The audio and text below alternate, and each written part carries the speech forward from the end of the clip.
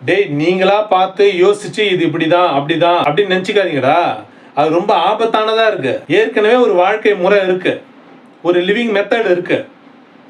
பல 100 வருஷங்கள் பல 1000 வருஷங்கள் வாழ்ந்து ஒரு வாழ்க்கை முறையை முன்னோர்கள் வந்து உருவாக்கி வச்சிருக்கிறாங்க. கண்ணை மூடிட்டு அப்படியே அதில் சேஃபாக போயிட்டே இருக்க வேண்டியதான்.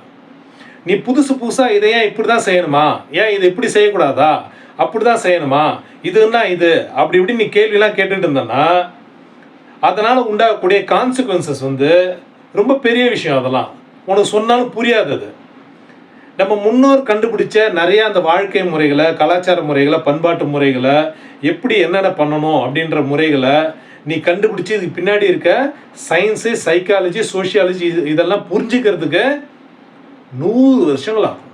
100 வருஷங்கள் ஒரு மனிதன் தன்னுடைய வாழ்க்கை ஃபுல்லாக அர்ப்பணித்து இது எல்லாத்தையும் ரிசர்ச் பண்ணி பார்த்தா தான் அதில் இருக்கிற உண்மை, அறிவியல், சமூகவியல் எல்லாமே புரிய வரும்.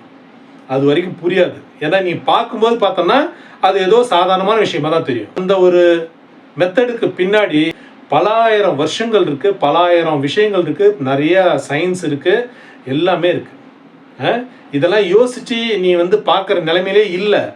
ஏன்னா உனக்கு 4 வருஷம் நீ இன்ஜினியரிங் படித்த சப்ஜெக்டே உனக்கு எதுவுமே தெரியல. மெக்கானிக்கல் இன்ஜினியரிங் படிச்சிருக்கிற, டைப்ஸ் ஆஃப் வால்வ்ஸ் கேட்டால் கூட உனக்கு சொல்ல தெரியல. நீ வந்து சொல்கிற இதுக்கு சரி இது தப்புன்ட்டு. இதெல்லாம் சொல்கிறதுக்கு தகுதியான ஆளா நீ? முதல்ல சொல்லு பார்க்கலாம்.